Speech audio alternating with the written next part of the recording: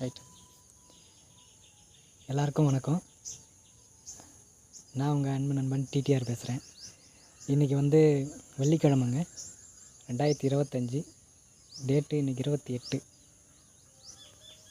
இன்றைக்கி நம்ம பூஜை, அம்மாவுக்கு பூஜை நடத்தியிருக்கோம். வெள்ளிக்கிழமை பாருங்கள், இன்னும் ஃபினிஷ் பண்ணலை.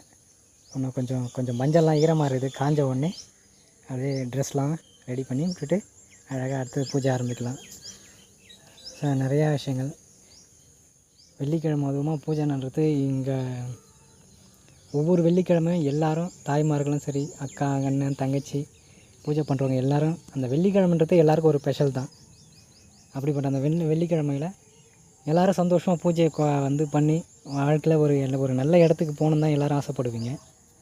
கண்டிப்பாக ஆண்டவன் அருளால் எல்லாருமே அருமையாக நல்ல வாழ்க்கை அமைஞ்சு சந்தோஷமாக நிம்மதியாக வாழுங்க. அது முழுசாக நம்பிக்கை இருக்குது. அந்த நம்பிக்கையோடு உங்களோட பூஜையை தொடர்ந்து செய்யுங்க. வாழ்க்கை ரொம்ப அழகானது இல்லை, ரொம்ப ஷார்ட்டானது. அதெல்லாம் ரொம்ப அழகாக நம்ம வாழ்க்கையை வாழ்ந்துக்கணும். அதுக்காக நம்மளோட வேலையை, நம்ம கடமை என்றைக்கும் செஞ்சுக்கிட்டே இருங்க. மற்றவங்க சொல்கிறத காதில் வாங்கிட்டு உங்களோட கடமையில் பொறுப்புகளை நீங்கள் விட்டுட்டு போகிறத விட, உங்களுக்கு பிடிச்ச வேலையில் உங்கள் கடமையை உருவாக்கிக்கிட்டு அதில் உங்களோட வழியை சந்தோஷமாக நீங்கள் வாழ ஆரம்பிச்சிருங்க.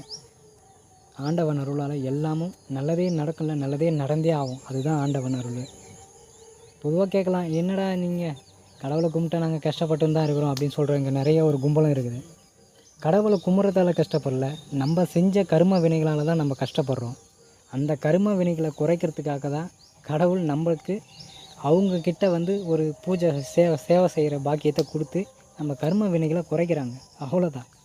அந்த கர்ம வினை குறைஞ்ச பிறகு உனக்கான வாழ்க்கை பிரகாசமாக நிச்சயம் அமையும். அதுக்கு நம்ம செய்ய வேண்டிய ஒரே விஷயம் என்னென்னா, வாழற காலத்துலேயும் சரி, இருக்கிற காலத்துலேயும் சரி, நல்லதை செய்யணும். நம்ம நல்லதை செய்கிற கர்மா நிச்சயம் நம்ம வாழ்க்கையும், நம்ம குடும்பத்தையும், நம்ம வம்சத்தையும் நிச்சயம் காப்பாற்றும். அதுதான் உண்மை, அதுதான் சத்தியமும் கூட. அதனால் ஒவ்வொருத்தரும் சரி, இன்றைக்கி இருக்கிற காலகட்டத்தில் பொறாமல் பொச்சரிப்பு பிடிச்சிட்டு நிறைய பேர் ரொம்ப தப்பாக நடந்துக்கிறாங்க, ரொம்ப தவறாக நடந்துக்கிறாங்க.